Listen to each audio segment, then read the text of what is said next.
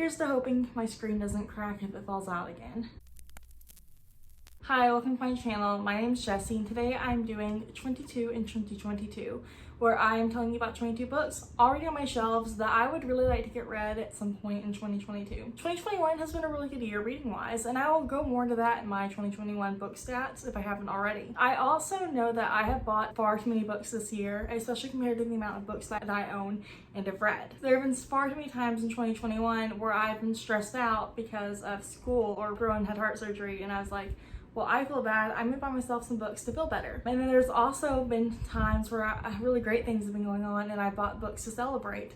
Like, I got a few books to celebrate my birthday, but I also bought a few books whenever I was officially admitted into graduate school. I also bought a few books whenever I did well in all my classes. I probably would have bought a few books if I'd done poorly just to make myself feel better. One of my 2022 goals, which I will also talk about in my 2021 stats video, is that I want to be a little more intentional in the books that I buy in 2022. I also really want to make it through my own personal backlist in the books that I own. So I'm going to talk about these 22 books that I guess are essentially of my 2022 TBR, along with anything else I read throughout the year. These books will be in no particular order. There are quite a few 2021 releases, because new books do catch my attention. I guess let's really just get started. Also though, I will not be going into like super in detail into what each book is about.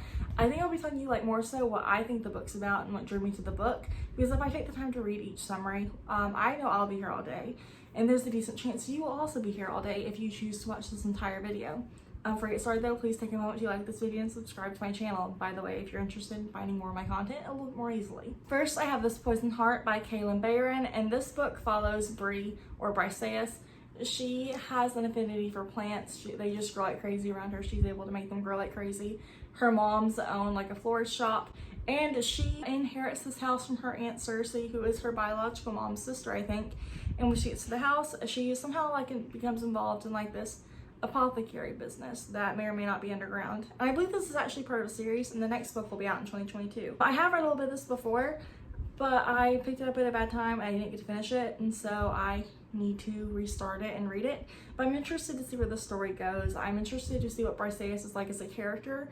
I think I like YA and middle grade Greek retellings, or Greek mythology retellings, and so I'm interested to see where this one goes. I also have The Gilded Wolves by Roshani Chokshi, and I believe this book is like a heist story and a found family story. I don't know all the things about it. That's just the main things I know. I know I like found family. I really enjoyed that. I think I like heist. I think the only other heist story that I can think of that I've read is Six of Crows. So I'm interested to see what this one's like, how this author tells, you know, their own heist and found family story. I'm just really interested to see what happens. I also have Sabrina and Karina stories by Kaylee, Fajardo, and Anstein. I'm very sorry for mispronouncing any part of the author's name. And I believe this is like a set of short stories, and I think they're about these two characters, Sabrina and Karina, maybe. But it's like about people who live in Central America and may have indigenous ancestry, maybe. I'm not 100% sure what it's about, but I do know it's a short story collection. And I do want to try to read more short story collections over like time. I think I'm interested in like sampling more short stories instead of always just reading like long novels and stuff. So I'm interested to see how this one goes and how I like it whenever I eventually get to it. I also have The Raven Boys by Maggie Stiefvater. I know this follows a girl named Blue, and there's like a group of boys. I think there's magic involved somehow. But this is something that I believe this was published in 2012, and I'm assuming that my library must not have had it, because based off the summary, I don't know why I wouldn't have read it if it was available to me to have read at the time. Like I said, don't really know what this is about. Kayla Books and Lala has mentioned this several times, and I think that's what prompted me to buy this series, because I am easily influenced. There are a group of people on YouTube and Instagram that I follow that like a lot of their recommendations I tend to take to heart and want to read, and so I am interested to read this series. By the way, whenever I show one book, the first book or second book, whatever book I hold up, is the one I intentionally want to read, but ideally I would like to make it through the whole series if it's all finished, or catch up to whatever's out if possible. I also have Studio Brass by S.A. Chakraborty. I'm very sorry if I've also mispronounced this author's name. I really don't know what this book is about. I just know that the series has looked interesting to me for a long time, and I finally got around to picking it up sometime in the past few months. This book I know follows, I think it follows a couple characters. I think they flee a city and they end up in the city of brass. I think one of the characters is a little bit of a con artist, and so I'm interested to see like how the story will be told, what it will be like, but I am really interested to see what this will be like and what I will like about it, how my feelings will be, if I enjoy it. This is a book that I also picked up because I want to read more adult fantasy. I can slowly find myself becoming like a little bit less interested in YA books, especially YA fantasy. I still like most stuff that I read, but like whenever I go back and read like an adult fantasy, and like I compare it to my feelings of reading a YA fantasy that may be comparable. Maybe they have somewhat similar plot structures or something, or maybe they have somewhat similar plots or somewhat similar characters. I can kind of feel myself being drawn a little bit more towards the adult side now than I had in the past.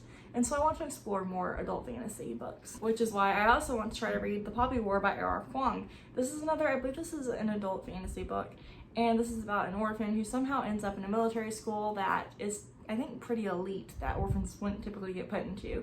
And I believe this person plays like a really big role in some war or something that's coming up. I'm not quite sure. I just know I'm interested. I want to see what happens. This is a book though that I've also been a little hesitant and nervous to pick up, just because, you know, I think I've heard that it has quite a lot of triggers, and I don't think I'm an easily triggered person. I found like this year the only thing that really triggers me is like whenever young kids, like, you know, not teenage protagonists or like even protagonists in middle grade stories, but like actual young children who are basically just accessories in these like YA and adult books. I don't like whenever they're harmed. I've noticed that's one thing that definitely triggers me a little bit. It makes me uncomfortable when I don't want to read the book.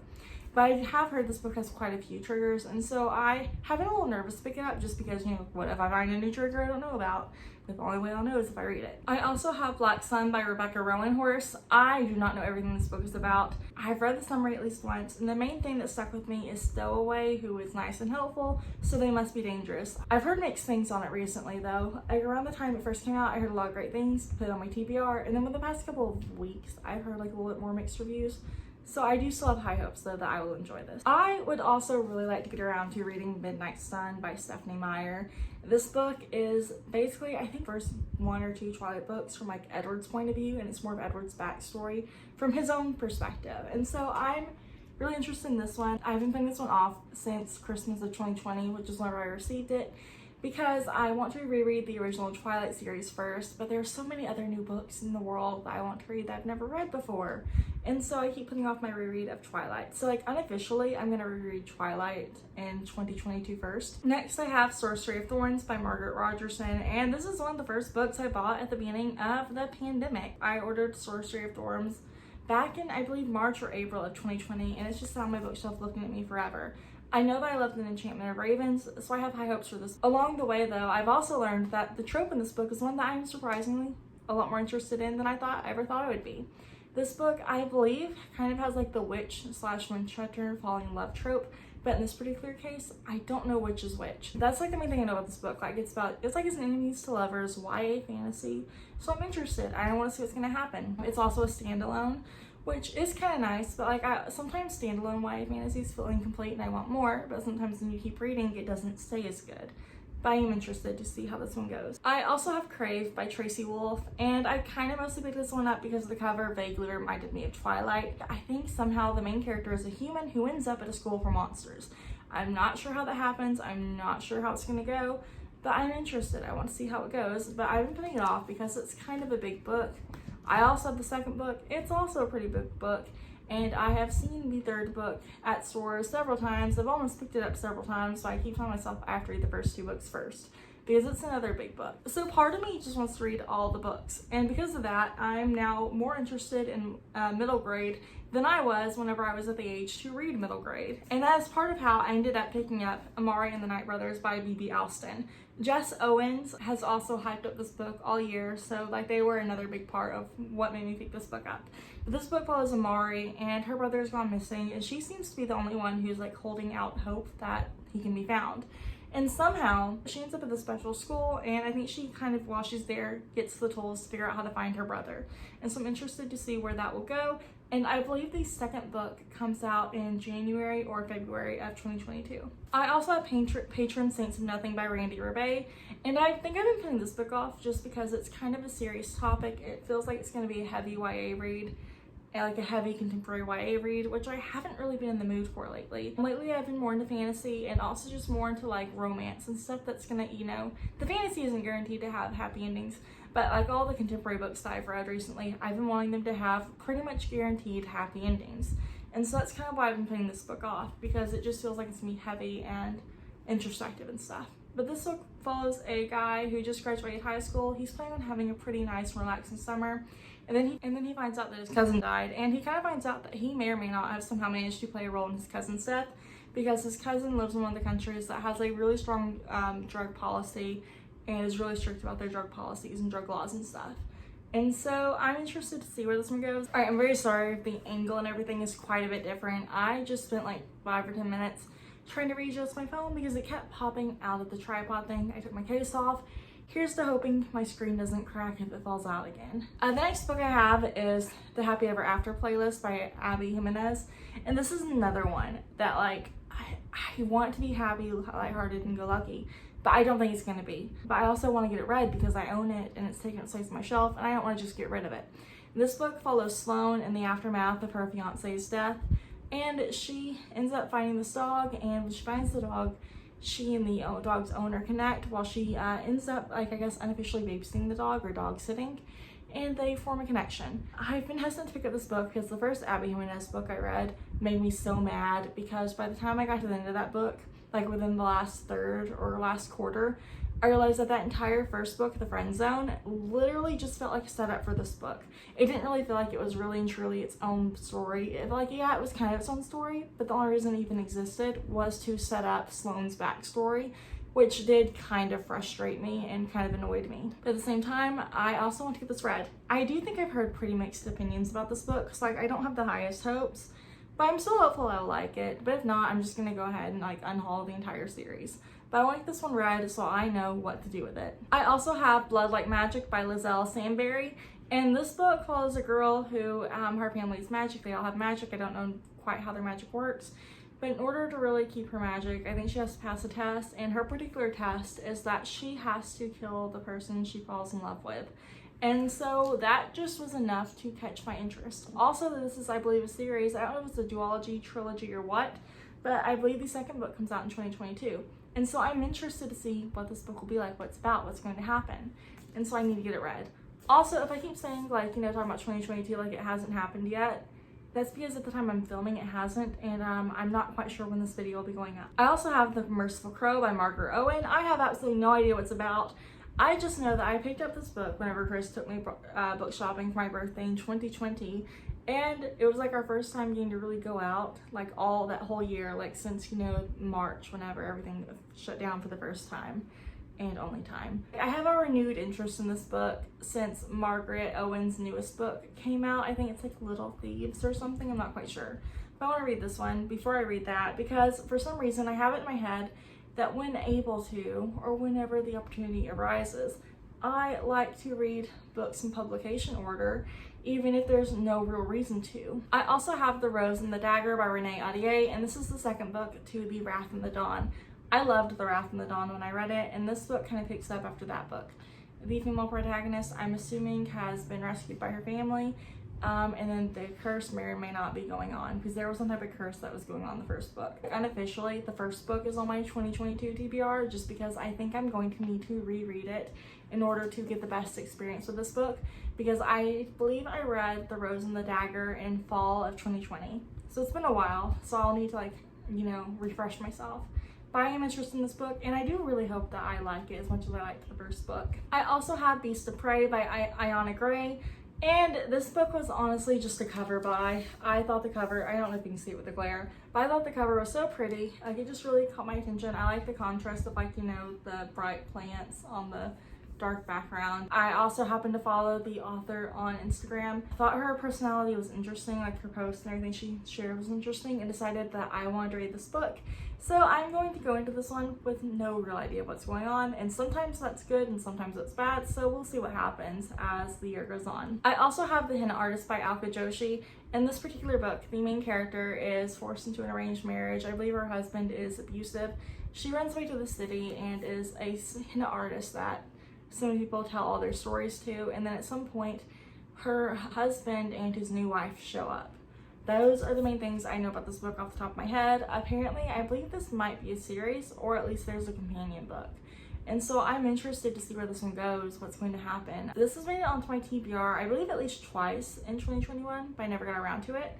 So I'm hoping I'll get around to it in 2022, and I'm hoping I'll enjoy it. I also have Eliza and Her Monsters by Francesca Zappia. This book was incredibly popular around the time I found a booktube back in the summer of 2019.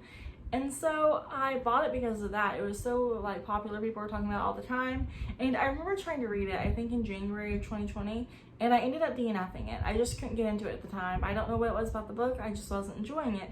But at the same time, I haven't been able to get myself to unhaul it and part with it.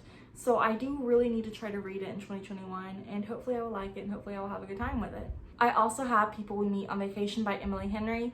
I've been a little bit hesitant to read this book because I absolutely love Vitri, and I'm afraid it won't live up to my expectations.